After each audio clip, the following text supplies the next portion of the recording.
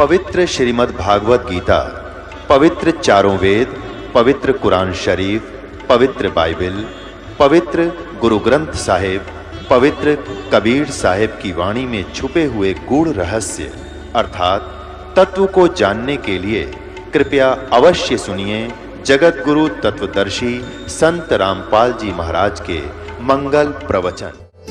फिर मेरा जन्म हुआ तो एक लोम उस समय मेरा भक्ति बीज गिर गया। वो उस जन्म में, उससे पहले मेरा भक्ति बीज पड़ा नहीं था।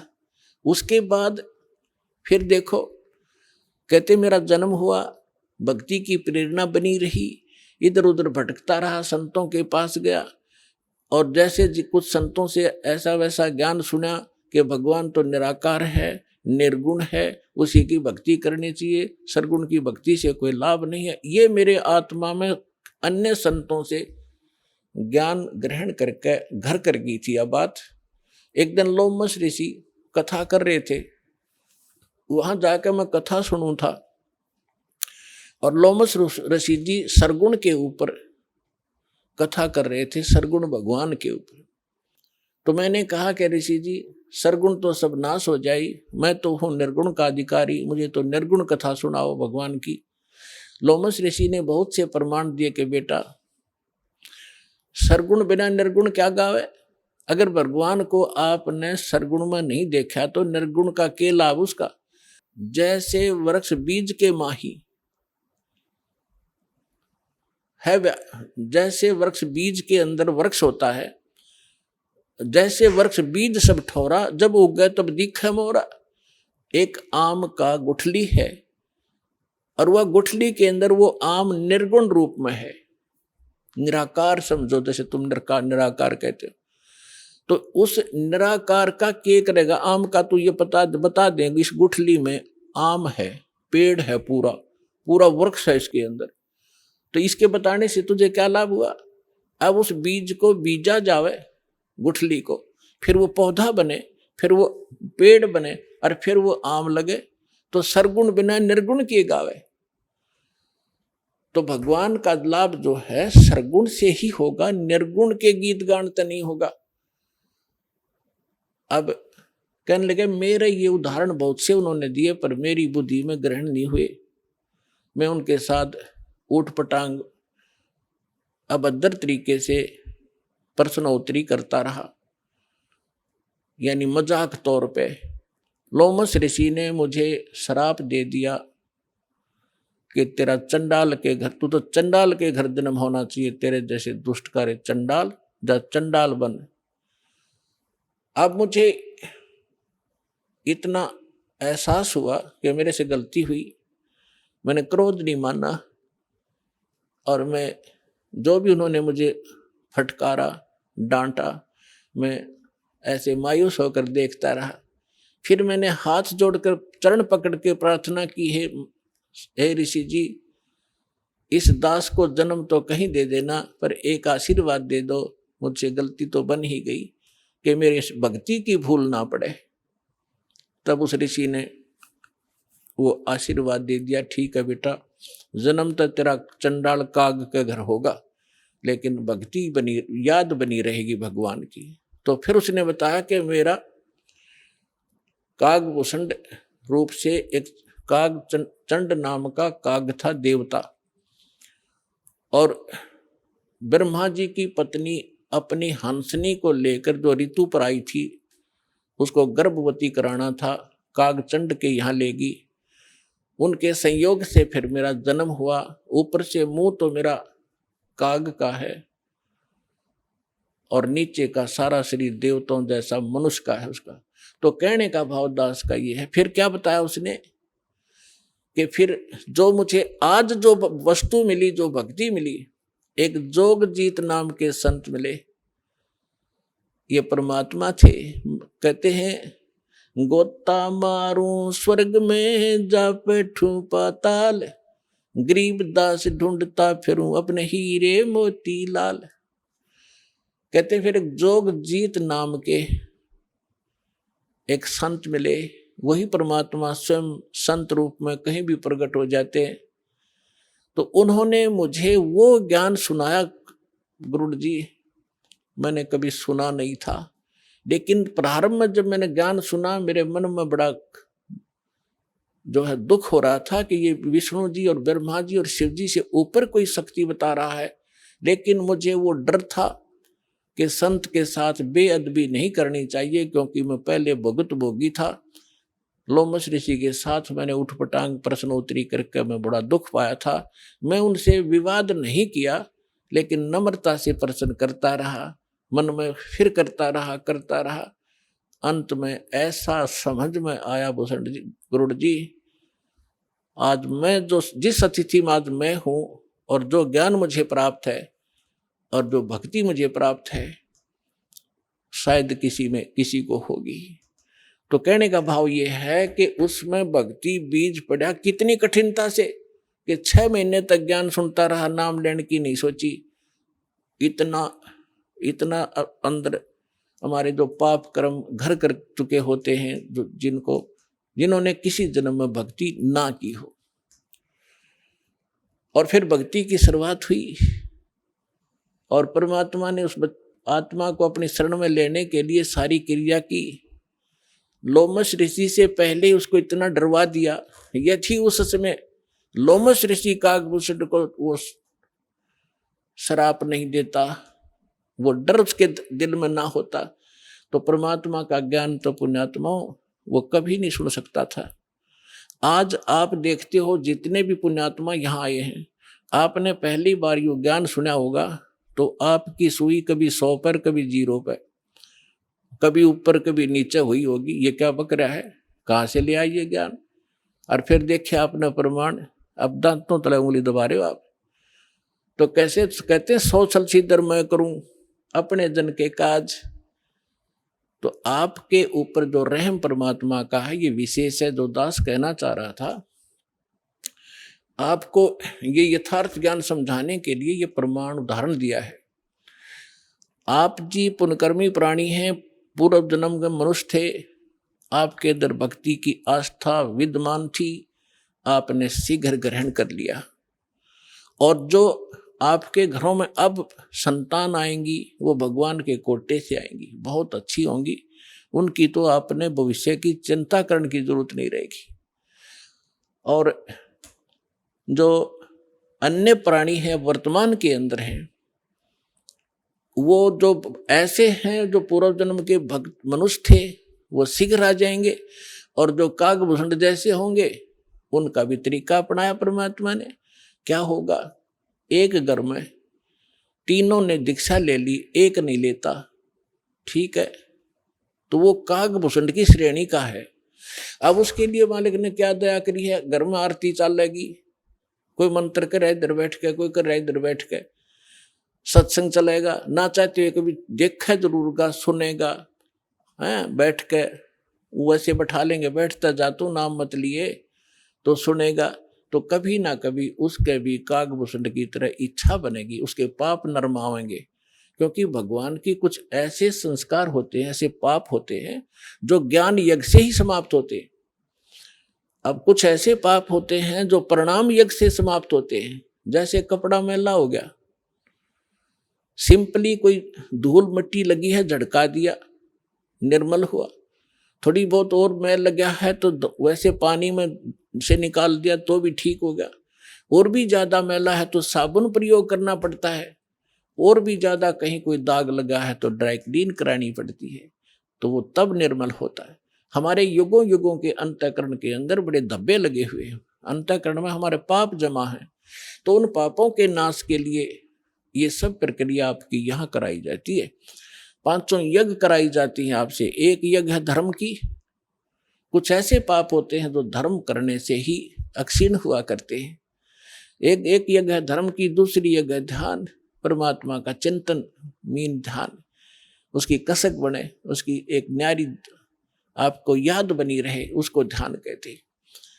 और तीसरी यज्ञ है हवन की, यहाँ पर एक ज्योति यज्ञ किया जाता है, ज्योति हवन किया जाता है, कराया जाता है। तो तीसरी यज्ञ हवन की, चौथी यज्ञ परिणाम दंडवत परिणाम कराया जाता है, जिसे अहंकार नाश होता है और कुछ पाप इस प्रणाम यज्ञ से ही नाश होते। और 5वीं यज्ञ है ज्ञान की। इस ज्ञान के सुनने से, कथाओं के सुनने से भी आपके बहुत से पाप अक्षीण होते हैं। अब जिस व्यक्ति को आप प्रारंभ में चर्चा करते हो परमात्मा की, तो वो नहीं ग्रहण करता, उठ के चल पड़ता है। कबीर साहब कहते हैं, कबीर पिछले पाप से हरि चर्चा ना सुहावे, और कै ऊंग कै उठ चले ना और बात चलावे। जैसे किसी कर्महीन प्राणी से, संस्कारहीन प्राणी से आप भगवान की चर्चा करने लगते हो, और वो आपका विशेष मित्र भी हो, विशेष नाती भी हो। अब जो ऐसा वैसा व्यक्ति होगा तो 2 बात सुनते उठकर चला जाएगा, ठीक है मैं फिर आऊंगा, मुझे काम जरूरी है, क्योंकि उसको वो अच्छा नहीं लग रहा, उसको सुहा नहीं रही। और कोई ऐसा मित्र होगा कि उठ नहीं सकता तो नींद आने लग जाएगी, लटके लेगा थोड़ी देर में। या फिर कोई विषय बदल देगा कि सुन मेरी बात सुना, सा वहां फलाना था, सा फलाना था, वहां जाना है, वहां चलेगा। वो सुन ही नहीं सकता, क्योंकि उसको वो अच्छा नहीं लग रहा। तुलसीदास जी कहते हैं, तुलसी पिछले पाप से हरिचर्चा ना भावे। भाव माने अच्छी नहीं लगे। जैसे कहते हैं ना, मैंने मुझे रोटी नहीं भाती, मुझे नहीं अच्छी लगती। तुलसी पिछले पाप से हरिचर्चा ना भावे, और जैसे जवर के वेग से भूख विदा हो जाए। अब जिस व्यक्ति को बुखार हो गया हो, जवर हो जाए, मलेरिया, तो उसको न कोई भी पदार्थ है वो कड़वा नजर लगता है, महसूस होता है। जैसे रोटी खाएगा, एक टूक एक ग्रास नहीं खा सकता, वो कड़वा लगता है, थूकने को दिल करता है। ना काजू खा सकता, ना किशमिश खा सकता। मनुखा दाग को भी कड़वी बताता है। अपने आत्माओं ना मनुखा दाग कड़वी है, ना वो भोजन कड़वा है, ना खीर कड़वी है। कड़वा क्या है कि उसके बुखार ने, जवर ने, टेम्परेचर ने उसके शरीर की व्यवस्था इतनी बिगाड़ दी कि उसको मीठी वस्तु भी कड़वी लग रही है। अब उसका ट्रीटमेंट क्या है, उसका विकल्प क्या है कि उस मलेरिया बुखार को नरम करना पड़ेगा। बुखार उतरे बिना वस्तु स्वादिष्ट लगे नहीं। अब रोटी कड़वी लग रही है, मनुखा दाख कड़वी लग रही है, तो उसका ट्रीटमेंट क्या है? कड़वी गोली ही खानी पड़ेगी कुनीन की, और ना चाहते भी खानी पड़ेंगी। और उनके खाने से फिर वो जबर ठीक होगा। जब जबर उतर जाएगा, और फिर देखना सूखी रोटी सब्जी छोड़ भूख लगेगी। जब घर वाले कहें सब्जी बना दो ना, रोटी दे फटाफट, सब्जी तो फिर देखूंगा। और पहले सब कुछ आगे रख देते थे तो भी खाने को दिल नहीं करता था। ठीक इसी प्रकार जो प्रथम बार जिसके ऊपर परमात्मा रजा बख्शते हैं किसी भी कारण से, किसी के माध्यम से सत्संग सुनाने की, तो वो ऐसा व्यक्ति जिसके पिछले पाप कर्म घने बढ़े हुए हैं, तो उसकी आत्मा के अंदर उस जबर के कारण उस मीठी वस्तु परमात्मा की चर्चा ग्रहण करने का वो व्यवस्था नहीं है, वो खराब हो चुकी है। तो उसके लिए क्या तरीका है कि ना अच्छी लगे तो भी सत्संग में बैठा रहे और सुनता ही रहे, जैसे कैसे भी सुनता रहे, चाहे अच्छी लगो या ना लगो। तो उस परमात्मा के वचन में, परमात्मा की वाणी में इतनी शक्ति है कि वो ना सुने, चाहे वहां वैसे बैठा रहे, और चाहे वो सो भी जहाँ आरती चल रही हो, बाल जैसे कोई लेट गया, नींद आ गई, चलो लेट जा, सत्संग चल रहा है तो बैठ गया, बैठा रहे, चाहे कुछ भी सोचता रहे, ना सुने, चाहे दूसरे कमरे में बैठ जाए लेकिन कानों में ये सुनती हो, तो वहां भी असर करेगी ये वाणी। उसके शरीर के पाप को, अंतःकरण के वो पाप काट दिए जाएं, कट जाएंगे जो ज्ञान यज्ञ से कटने होते हैं। अब जैसे एक पहले क्या होता था, सभी उपचार आध्यात्मिक तरीके से होते थे। वो भक्ति तो उनके पास थी नहीं, साधु संतों के पास। जनता में खाना रोटी प्राप्त करने के लिए वो क्या करते थे, कोई जंतर मंत्र सिद्ध कर लेते थे। कोई तो सर्प का जहर उतारने का मंत्र सिद्ध कर लिया, किसी ने बिच्छू आदि का जो जहर विष उतारने का मंत्र सिद्ध कर लिया, किसी ने कोई जाड़ जोड़ झाड़न का मंत्र सिद्ध कर लिया। ये कोई मोक्ष मार्ग तो नहीं था उनके पास, पर ऐसे सिद्धि कर लेते थे। तो जैसे एक सर्प का विष उतारने वाला व्यक्ति एक मंत्र सिद्ध कर लेता है, और जिसको सर्प ने डस रखा है वो अचेत पड़ा है, बेहोश पड़ा है, और वो जो सर्प का विष उतारने वाला व्यक्ति एक मंत्र बुदबुदाता है, बोलता है। वो अचेत व्यक्ति ना उसको सुन पा रहा है ना समझ पा रहा है, और तो भी वो अपना काम कर रहा है, उसके विष को उतार देता है। वो व्यक्ति सचेत हो जाता है, उसका जीवन दान हो जाता है। ठीक इसी प्रकार परमेश्वर की जो अमर वाणी है कबीर साहब और गरीबदास जी की, और उन महापुरुषों की जिनको भगवान मिले हैं, उनकी वाणी स्वसिद्ध होती है, उसको सिद्धि करने की आवश्यकता नहीं होती। और उस वाणी का उच्चारण जहां भी हो रहा हो, वहां चींटी पर भी, पशु पक्षियों पर भी, पेड़ पौधों पर भी उनका असर हो रहा है। वो दूसरी बात है कि उनके वो धीरे धीरे असर होगा, पेड़ पौधों पर बहुत देर में होगा, पशु पक्षियों पर उनसे शीघ्र होगा, और मनुष्य पर पशु पक्षियों से भी शीघ्र होगा उसका। और उसके बाद फिर वो जो व्यक्ति टर्न वाइज मनुष्य जीवन प्राप्त है, उनको भी परमात्मा इस विधि से अब अपने चरणों में लेंगे। तो जब धर्मदास जी को परमात्मा ने कहा कि भाई अभी ये मूल मंत्र और मूल ज्ञान, ये सार नाम अपने परिवार को भी मत बताना, अब धर्मदास जी को चिंता बनी। धर्मदास जी ने कहा, चिंता बनी कि हे भगवान, मेरे को आपने 42 वंश का आशीर्वाद दे दिया। क्योंकि धर्मदास जी एक अच्छी आत्मा थे, लेकिन संसार के व्यवहार में वो घनाग्रस्त था। पहले उनको एक पुत्र था नारायण दास, और नारायण दास निकम्मा था, काल का दूत था। उसने परमात्मा के ज्ञान को ग्रहण नहीं किया, एक भी वचन सुना नहीं, उठकर चला जाता था। तो धर्मदास जी को ये चिंता बनी, परमात्मा ने बताया। धर्मदास जी ने कहा कि भगवान आप तो समर्थ हैं, मेरे पुत्र को शरण में ले लो, इकलौता पुत्र है, काल के हाथों चढ़ जाएगा, इसका जीवन नाश हो जाएगा। तो परमात्मा ने कहा, धर्मदास ये खुद ही काल का दूत है, तेरे घर पर भेज दिया। क्योंकि काल को पता था आप एक अच्छी आत्मा हो, और अच्छी आत्मा के घर पर एकादा यो ऐसा व्यक्ति कोई कारण बनाकर काल भेज ही देता है। तो परमात्मा ने लास्ट में अपनी दिव्य दृष्टि देकर धर्मदास जी को उसके पुत्र नारायण दास की वास्तविकता दिखा दी। विकराल चेहरा, लंबे लंबे दांत, ओछा माथा।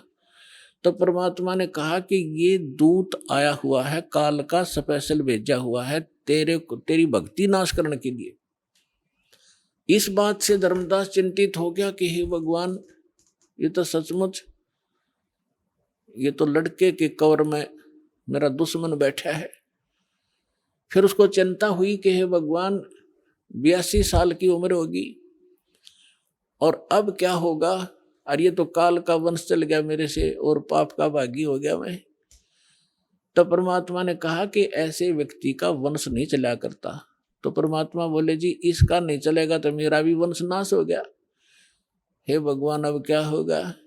मेरा क्या होगा? मेरा वंश कैसे चलेगा? तब तो परमेश्वर ने कहा कि तू चिंता ना करे, तेरे को 42 पीढ़ी दे दी मैंने, तेरा 42 पीढ़ी तक वंश चलेगा। तब धर्मदास जी कहने लगे, इस काल का वंश चलेगा भगवान, इससे अच्छा तो ना चले, नो परमात्मा बोले नहीं, मैं और तेरे को एक पुत्र दूंगा, उससे तेरे 42 पीढ़ी वंश चलेगा। ये अब इन्होंने गलत व्याख्या कर रखी है कबीरपंथी, जो दामा खेड़ा वालों ने एक भ्रमणा फैला रखी है कि जो दामा खेड़ा की गद्दी से नाम लेगा उसका ही मोक्ष होगा। कबीर साहब ने 42 पीढ़ी को आशीर्वाद दे रखा है, 42 पीढ़ी को नाम देने का आशीर्वाद नहीं दे रखा। धर्मदास की चिंता मिटाने के लिए ये कहा था कि तेरे को 42 पीढ़ी का वंश दे दिया, तेरा वंश चलेगा और मोक्ष उसका होगा जो सद्भक्ति करेगा, पूरे संत जो मेरे अधिकारी संत से लेगा। तो फिर उसको 10 महीने के बाद एक चूड़ामणि उर्फ मुक्तामणि नाम का एक पुत्र उसकी पत्नी से जन्म हुआ परमात्मा के आशीर्वाद से। उनसे फिर उनकी ये 42 वंश चले। फिर धर्मदास जी को चिंता हुई, परमात्मा ने कहा कि अपने वंशजों को भी ये मूल ज्ञान नहीं बताना, मूल मंत्र नहीं बताना, सार नाम नहीं देना। अब धर्मदास जी ने फिर कलेजा पकड़ लिया और बैठ गया चिंता करके। परमात्मा बोले क्या बात होगी भक्त? कहने लगे क्या बताऊं गुरुजी, क्या बताऊं भगवान, आपने तो ऐसी प्रतिज्ञा करा दी कि मेरे वंशजों को भी नाम नहीं देना, सार नाम नहीं देना, सार नाम बिन मुक्त नहीं हो सकते, सतनाम भी नहीं बताना। आप कह रहे हो कि पहला पहला मंत्र देना, इनका मुक्ति क्यों करोगी भगवान? तब परमात्मा, लाला जी था वो सेठ, धर्मदास जी बनिए के घर जन्म था उसका, वैश्य था। अब टोटे नफे को गणासी घर समझा था वो, तो उसको चिंता बन गई है, भगवान वंश तो दे दिया आपने, इनका ये पार क्यों करोगे? तब परमात्मा ने कहा कि तू चिंता ना करे। जब कलयुग के अंदर आगे चल के धर्मदास में एक भक्ति समय आवेगा और उस समय सभी पार होंगे और मैं फिर आऊंगा और तेरे वंशजों को जो मंत्र दे दिया और ये मेरी वाणी पढ़ते रहेंगे ज्ञान यज्ञ, इससे भी मानव शरीर प्राप्त हो जाते हैं, लेकिन मोक्ष नहीं होगा। तो आप ये प्रथम मंत्र अपने वंशजों को, तेरे वंशजों को प्रथम मंत्र देंगे और ये वाणी मेरी वाणी का पाठ करते रहेंगे, इससे इनको मानव शरीर प्राप्त होते रहेंगे। तब धर्मदास जी ने कहा जी फिर मानव शरीर का क्या बनेगा? जब सार नाम नहीं मिला, सतनाम नहीं मिला था, जो ज्ञान से परिचित हो चुका था वो। तब परमात्मा ने कहा कि आगे चल के जब ये भक्ति योग शुरू होगा तब मैं फिर आऊंगा और फिर तो सारी सृष्टि को पार करूंगा, तेरे बच्चे भी पार होंगे, तेरे वंशज भी पार होंगे। अब क्या बता रहे परमात्मा के धर्मदास, एक बार मेरा और इस काल का, यहाँ के किस ब्रह्मांड के मालिक ब्रह्म का एक संवाद हुआ था। इसने मुझसे प्रतिज्ञा करा ली थी कि 3 युगों में जीव थोड़े ले जाना और चौथे युग में आप कितने ही जीव मुक्त करा लेना। तो मैंने इसको तथा वस्तु कर दी थी, ठीक है, जो तू कह रहा है वो मुझे स्वीकार है। तो फिर क्या बताया परमात्मा ने कहा कि फिर मैंने उससे कहा था कि जब चौथा युग, जब कलयुग आई तब हम अपना अंश पठाई। जब चौथा युग कलयुग शुरू होगा, कलयुग आवेगा, उस कलयुग की जो बीचली पीढ़ी होगी, बीचली पीढ़ी का समय बताया है परमात्मा ने कि कब ये भक्ति स्टार्ट होगी। बीचली पीढ़ी कहाँ से स्टार्ट होगी? जब कलयुग बीतता 5500 पाचा, तब ये वचन मेरा होगा साचा। तो कलयुग जो है 1900, जो 5505 कलयुग कब बीता है? सन 1997 से। और 1997 में इस दास को परमेश्वर कबीर जी प्राप्त मिले थे। उन्होंने कहा था कि अब ये सार नाम और सतनाम बेटा सार्वजनिक कर देना, मैं तेरे साथ रहूंगा, पूरा विश्व हमारे साथ होगा, सबका कल्याण करेंगे।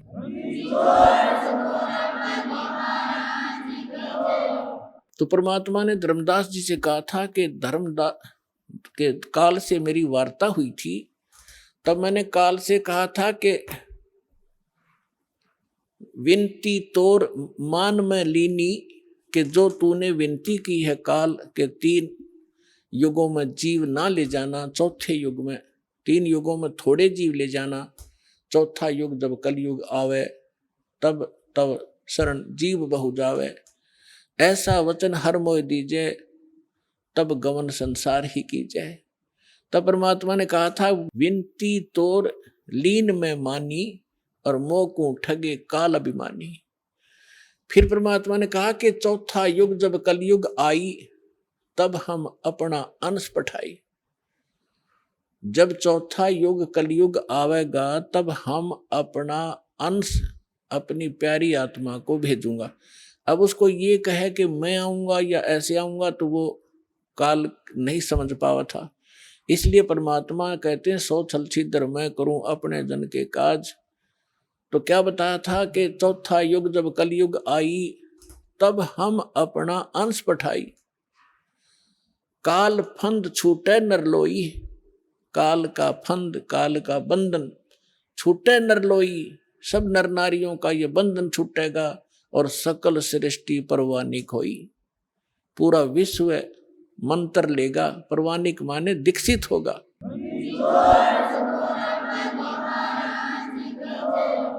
काल फंद छूटे नरलोई, सकल सृष्टि परवानिक होई, और घर घर देखिए बोध विचारा, और सत नाम सब ठोर उचारा। पुण्यात्माओं, यहाँ पर आप देखोगे परमात्मा कबीर जी की महिमा और लीला, एक समर्थ के काम आप देखोगे। अभी तो आप बच्चे हो, फिर हिसाब लगाने लगोगे कि सचमुच ऐसा काम भगवान बिन हो सकता है। आपने गांव में, नगर में, शहर में आज तक कभी कोई पुस्तक बेचने वाला देखा था? परमात्मा के बच्चों के अतिरिक्त कोई प्याज बेच दे, कोई हरी मिर्च बेचता देखा होगा, कोई टिंडे बेचनिया भी मिल रहा होगा, पुस्तक बेचनिया नहीं मिल रहा। बेचना नहीं है, ये तो वैसे एक परमार्थ के रूप में सेवा कर रहे हैं, बेचते नहीं है। इस पुस्तक की कीमत नहीं बता सकते, लेकिन गांव गांव में ये भेज रहे हैं। तो परमात्मा का आदेश है ये, और लेने वालों की कमी नहीं। परमात्मा के बच्चों को प्रेरणा भी परमात्मा ही करता है कि देखेंगे पढ़कर इसमें क्या लिखा है। एक बार पढ़ ली तो फिर उसमें तो सब कुछ लिखा है। फिर तो सतलोक आश्रम बरवाला जिला इशारा कर रुकेगी वो आत्मा, जो पुस्तक न पढ़ लेगी तो ज्ञान गंगा ने। तो परमात्मा क्या बोला था उस समय 600 वर्ष पहले पुण्यात्माओं, उसका एक एक वचन 100 का 100 सत्य होगा। किसी डूम बाट के गीत नहीं, समर्थ का वचन है, जिसके एक वचन से सूर्य और पृथ्वी और सब ब्रह्मांड चल रहे हैं। पृथ्वी एक सेकंड का भी आगा पीछा नहीं करती। अरबों वर्ष हो गए इसने घूमती ने, कोई लुब्रिकेशन नहीं, कोई इसकी मेंटेनेंस नहीं, और कोई इसको घुमाने वाला नहीं। उस समर्थ के वचन से ये चल रहे हैं, सब ब्रह्मांड रुके हैं। उस ब्रह्मांड, उस समर्थ का ये वचन है कि घर घर देखो बोध विचारा। बोध माने ज्ञान, भक्ति मार्ग का घर घर में चर्चा चलेगी मेरे ज्ञान की, और सत नाम सब ठोर उचारा। ओए होए, सतनाम का सब घर घर देखो बोध विचारा। घर घर में परमात्मा की चर्चा चलेगी, बच्चा बच्चा उसके गुणगान करेगा, और सब जगह परमात्मा के सतनाम का, 2 अक्षर के नाम का जाप हुआ करेगा।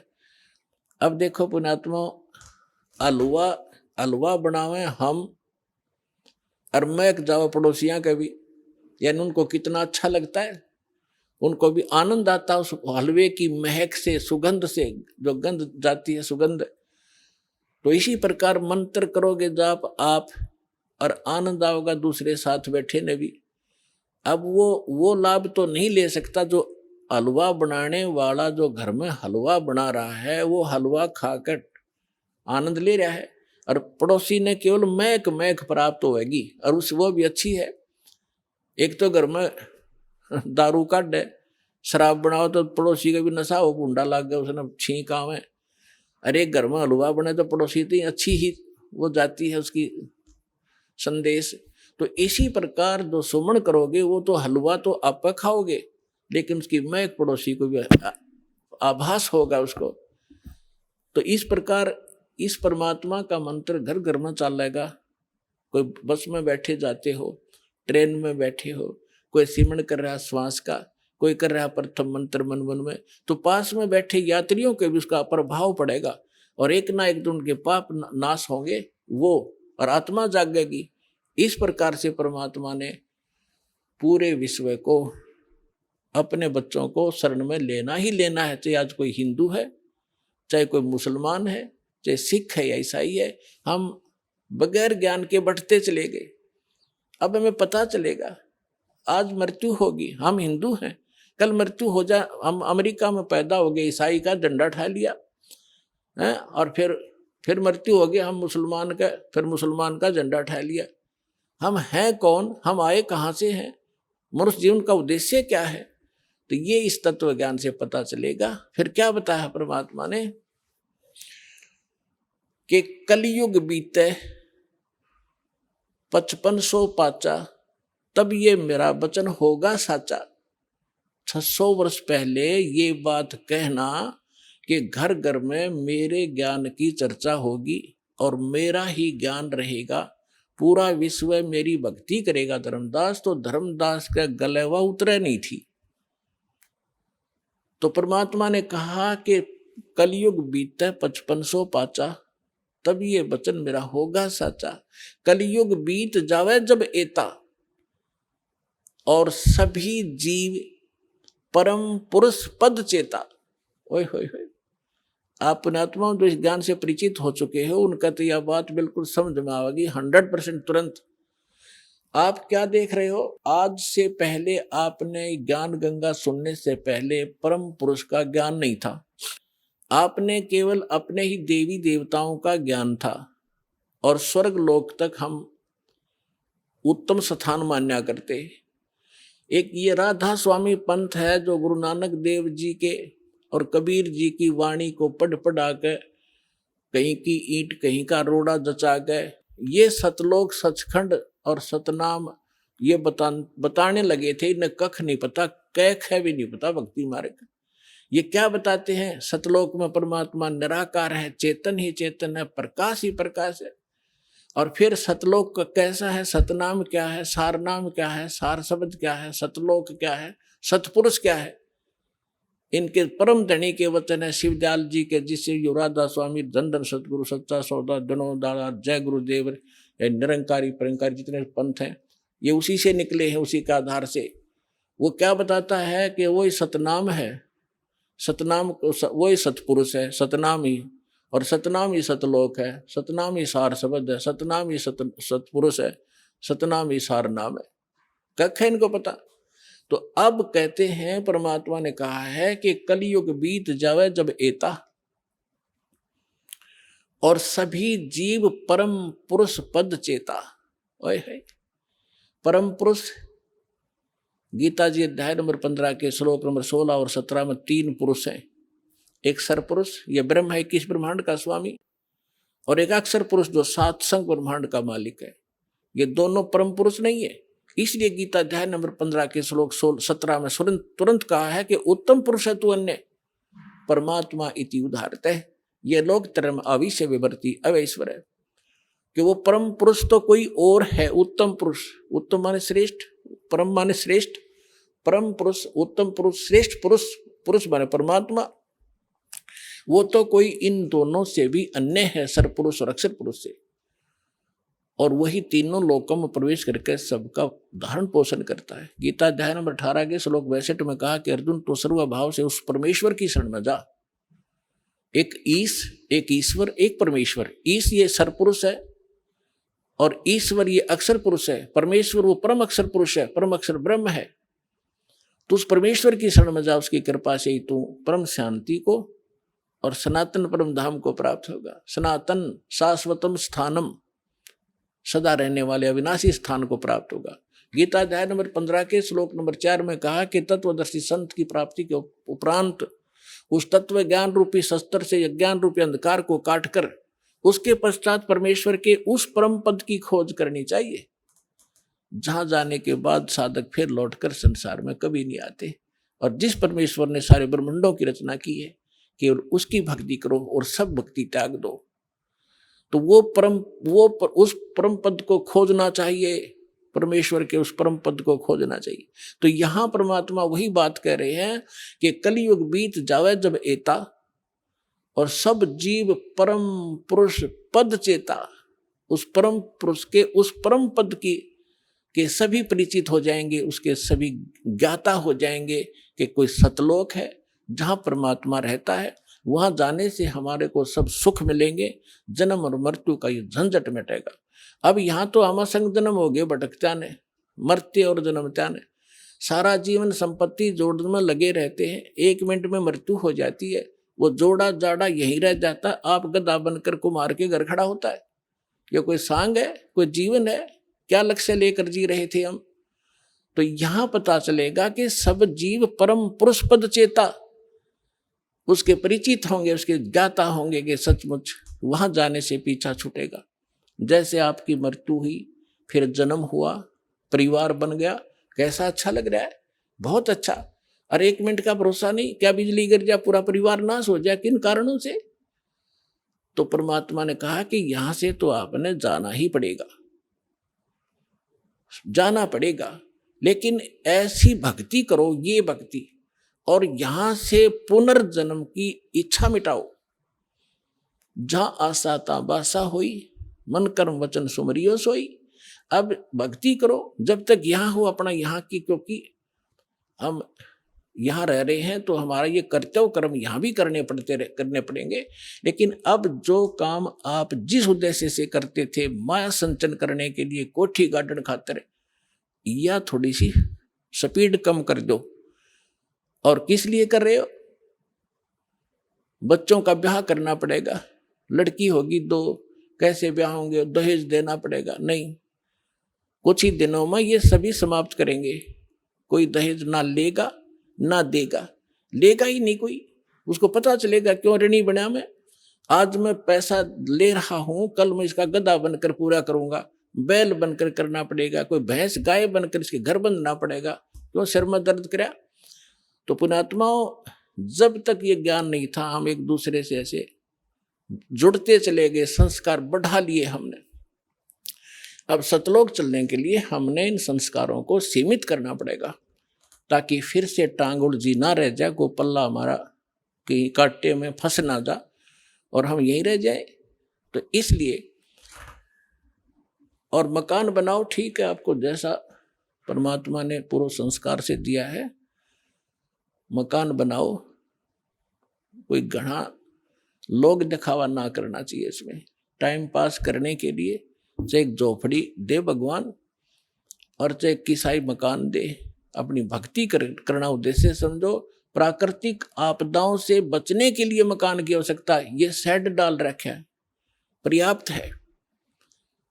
ओले नहीं पड़े सिर पर, नहीं ना, जैसे हम भक्ति कर रहे हैं, खाना बना रहे हैं, तो उससे बचाव करना, ताकि हम भक्ति निर्बाध कर सकें। इसलिए मकान की आवश्यकता, प्राकृतिक आपदाएं हमें सीधा अटैक ना करें और हम भक्ति कर सके, इसलिए ये मकान और झूपड़ियों की आवश्यकता। ना अन्यथा चाहे यहाँ पर सोने का महल बना ले, एक आने का नहीं, वो व्यर्थ है।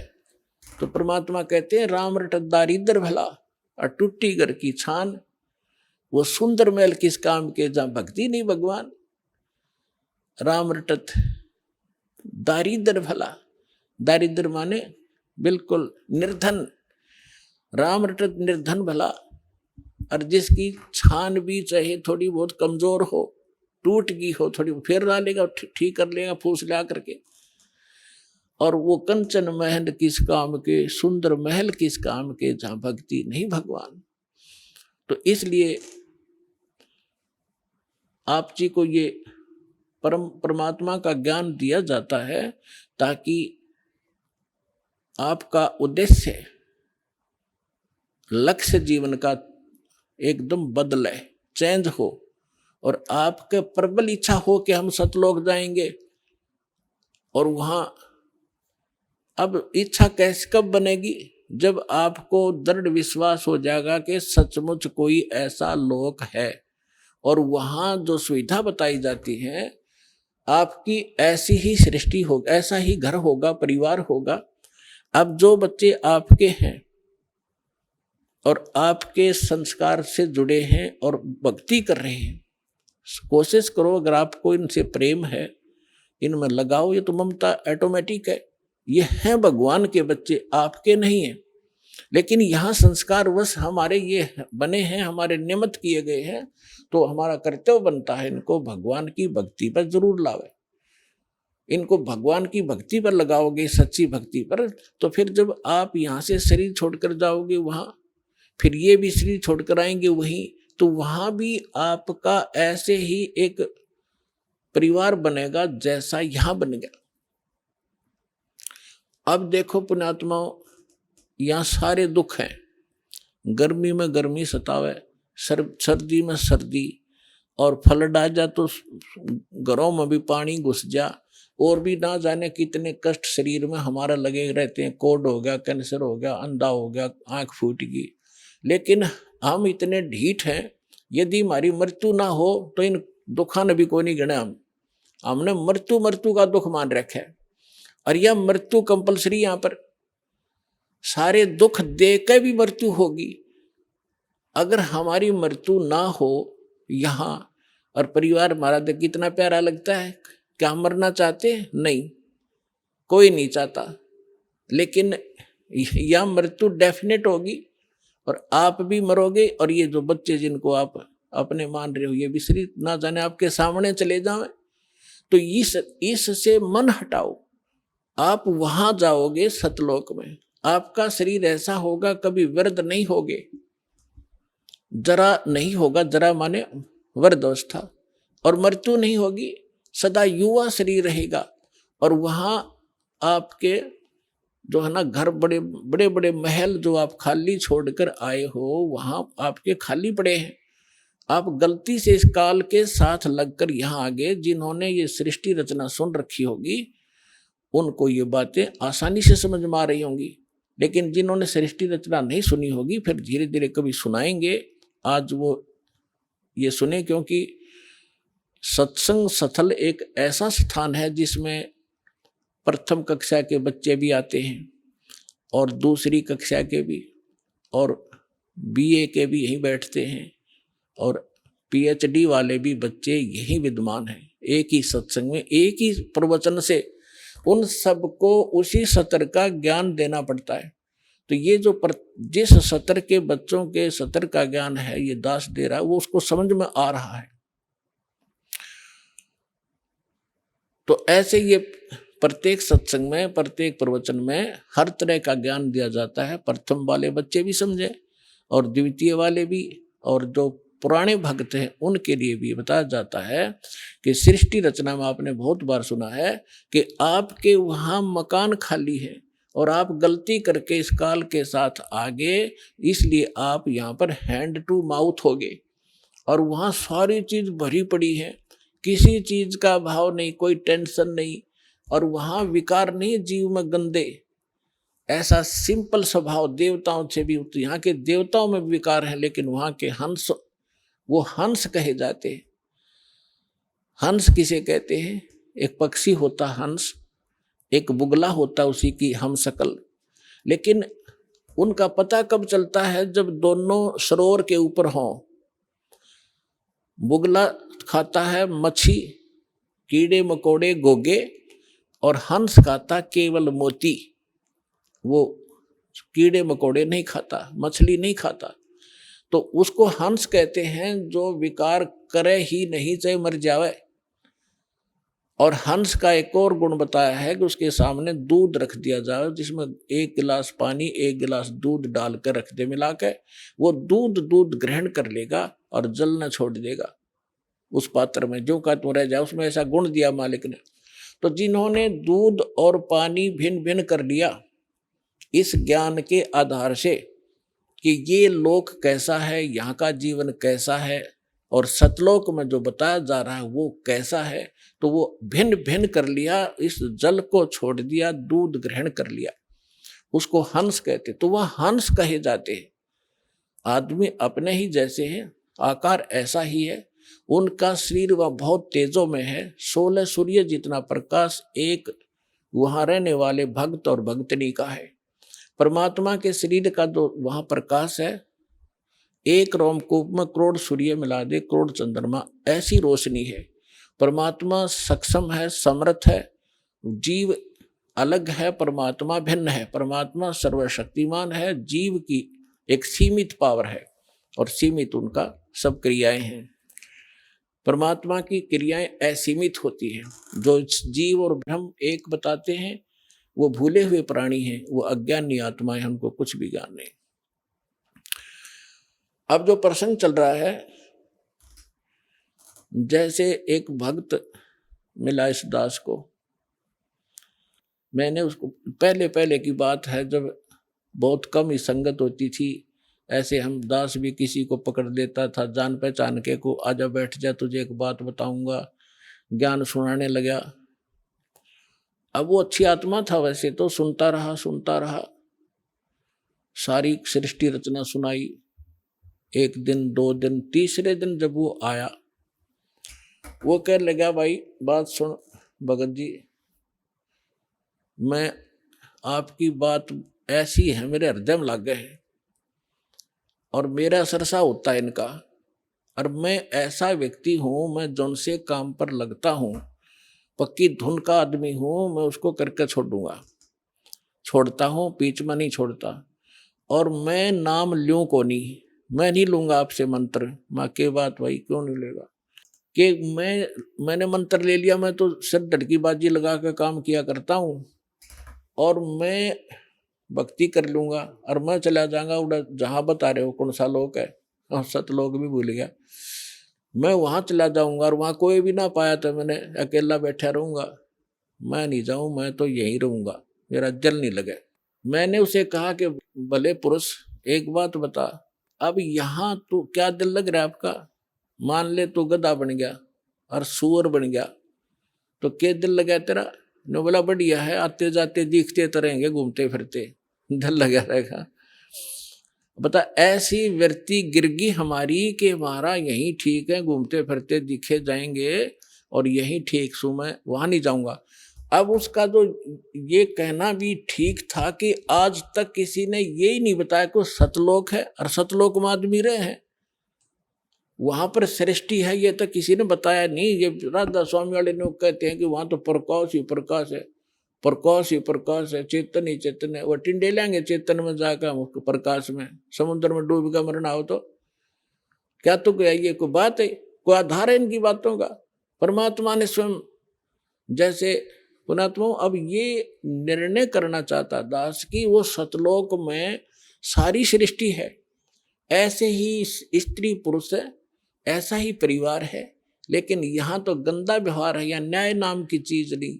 परमात्मा कहते निरंजन धन तेरा दरबार, जहाँ तनिक नहीं न्याय विचार, घर घर में राड़े, सास ससुर बहू सासू का झगड़ा, आपस में भाई भाई का झगड़ा, बाण भाई के साथ मनमुटाव, छोटी छोटी बातों पर, इन पे संपत्ति और पता नहीं क्या के ऊपर लड़ाई हो जाए। ये कोई जीवन है? सब नरक भोग रहे हैं यहाँ पर, कोई सुखी नहीं है। इस पर 21 ब्रह्मांड में आग लगी पड़ी है। अब वहां जाओगे जब देखना, वहां कोई चिंता ही नहीं। अब जैसे आप यहाँ आ रहे हो, यहाँ सासू भी आई होगी, सास भी और बहू भी आ रही होगी, ननंद भी यहीं पर बैठी होगी, सास और ससुरा भी आया होगा, और पति और जेठ जेठानी भी आ रही होंगी। यहाँ लड़ाई होए कोई ना, यहाँ मनमुटाव होगा नहीं। क्यों नहीं होगा? क्यों? एक बना बनाया भोजन मिलेगा, एक जैसे मैट बिछाए रखे, नहाओ धो अपना भजन करो। लड़ाई तो जब अगर तूने ये नहीं किया, तूने ये नहीं कहा, वहां नाश हो गया, फलाना गड़बड़ होगी, तो वहां जाकर कोई काम में को नहीं, सारी चीज उपलब्ध आपके सामने, तो वहां अपने ऑटोमेटिकली स्वभाव सुंदर बन जाता है। और वैसे वहां का जो मटेरियल है हमारे शरीर का, बॉडी का, उसमें ये दोष नहीं है। यहाँ कभी काम दुखी कर रहा है, कभी क्रोध सता रहा है, कभी को लालच में हम गड़बड़ कर रहे हैं, मोह के अंदर आपस में राग द्वेष में सने पड़े हैं, तो वहां जाकर के आपको सामूहिक भंडारे में भोजन, आपके घर घर के आगे फलदार वृक्ष लदपद रहते हैं, आपकी रसोई आपका जो भरा रहता है सारे खान पान से परमात्मा की। फिर रह गया क्या झगड़ा? तो कहने का भाव ये है कि अब प्रश्न ये आता है कि वहां पर ऐसी सुंदर सृष्टि है, इसका प्रमाण कहाँ है?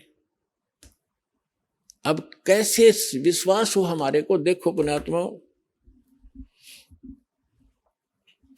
परमात्मा ऊपर रहता है, वेद बतावें, वहां से चलकर आता है, अच्छी आत्माओं को मिलता है, अपना ज्ञान देता है। वो ज्ञान क्या देता है? जो कबीर साहब अच्छी आत्माओं को मिले, किसको मिले? धर्मदास जी को मिले।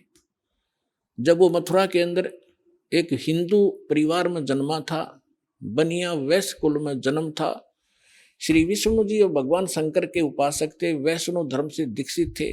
मथुरा के अंदर जाकर एक तालाब में स्नान करने से अपनी इच्छा, 68 तीर्थ भ्रमण करने की इच्छा से वो अपने गुरुदेव के आदेश से गया हुआ था। वहां भगवान मिले, परमात्मा ने ये चर्चा सुनाई कि इस तालाब में नहा के, इस जोड़ में, इस मथुरालय में स्नान करके, धर्मदास जी आप मोक्ष चाहते? तेरे लोटे में पानी भर के ला रखा था, उसने साथ रखा था, देखो इसमें कितने जीव घूम रहे हैं।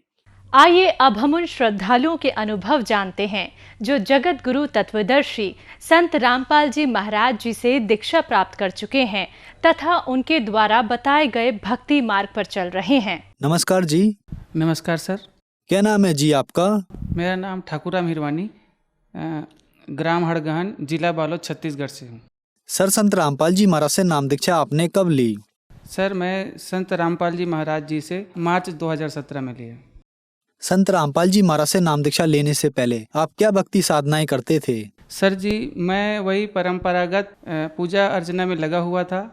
श्री गणेश जी का, श्री दुर्गा जी का, हनुमान चालीसा वगैरह और शंकर जी के भी पूजा कर लेता था जी। तो फिर आप संत रामपाल जी महाराज की शरण में कैसे आए?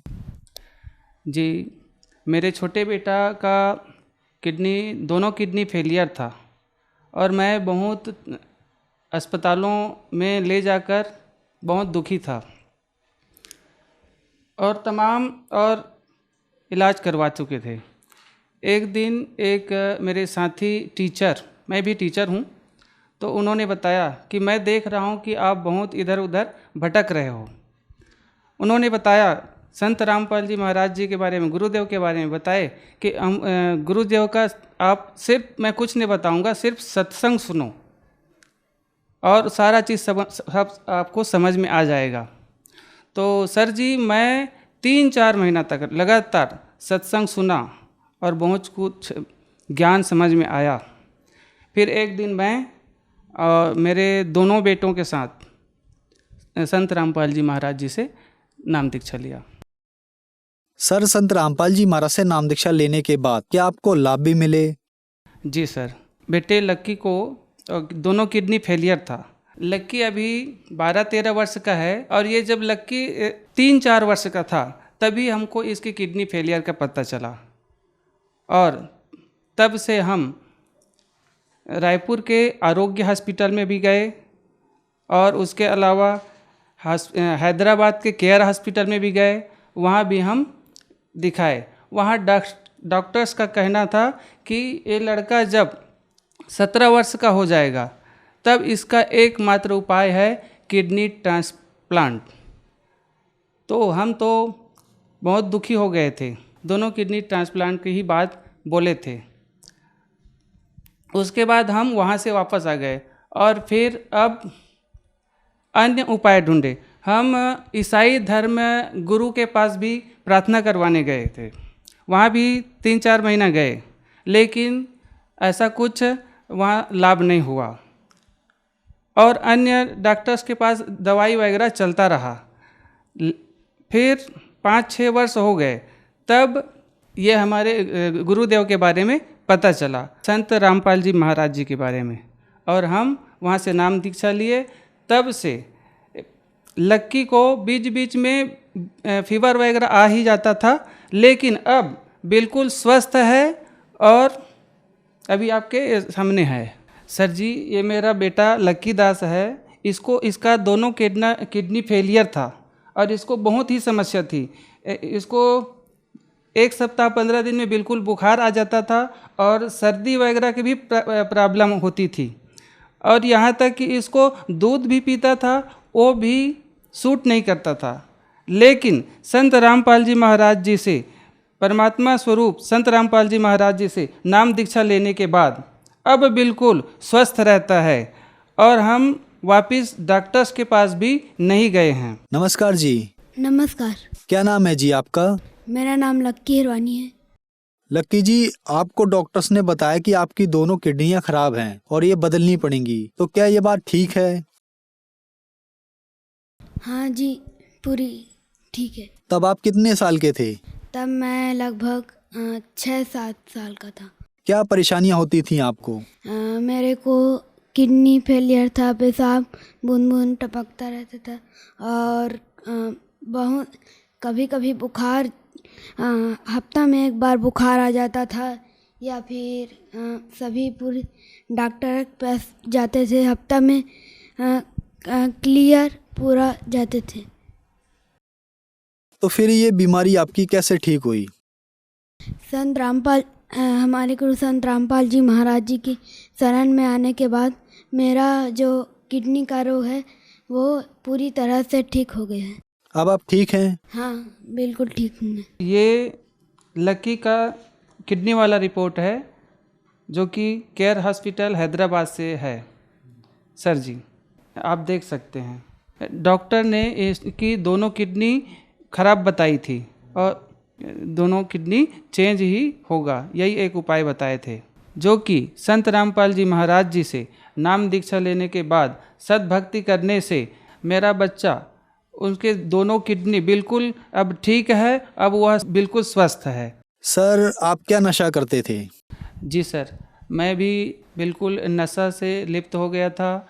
ड्रिंक लेना, तंबाकू वगैरह सेवन करना और बहुत से और नशा थे, जो कि संत रामपाल जी महाराज जी से नाम दीक्षा लेने के बाद बिल्कुल पूरी तरह से छूट गया। अब बिल्कुल कोई नशा नहीं है। संत रामपाल जी महाराज आज पूरी समाज को नशा मुक्त कर रहे हैं सर जी। सर, क्या क्वालिफिकेशन है आपकी और आप क्या काम करते हैं? जी सर जी, मैं प्रोफेशन से टीचर हूँ, प्राथमिक विद्यालय का टीचर हूँ सर। सर, आप एक टीचर हैं और जो दर्शक आज आपको टीवी पर देख रहे हैं वो भी परेशान हैं, उनके लिए आप क्या कहना चाहेंगे, क्योंकि उनके लिए आप एक उदाहरण हैं। जी सर, आज जो भी भाई बहन परेशान हैं कोई भी कारण से हो, तो उन्हें मैं यही कहना चाहूँगा कि आप संत रामपाल जी महाराज जी का एक बार ज्ञान जरूर समझिए और उनके ज्ञान को समझकर आप जो भी परेशानी है, बिल्कुल मेरे जैसे मुझे लाभ हुआ है, आपको भी वह लाभ होगा सर। संत रामपाल जी महाराज से नाम दीक्षा लेने के लिए क्या करना होगा? संत रामपाल जी महाराज जी से नाम दीक्षा लेना बहुत ही आसान है। आज बहुत से टीवी चैनल पर परमात्मा स्वरूप संत रामपाल जी महाराज जी का सत्संग आता है, उसके टीवी के नीचे चैनल पर कॉन्टैक्ट नंबर आते हैं, वहाँ से आप नाम दीक्षा केंद्र का पता करके नाम दीक्षा ले सकते हैं। धन्यवाद सर। धन्यवाद सर।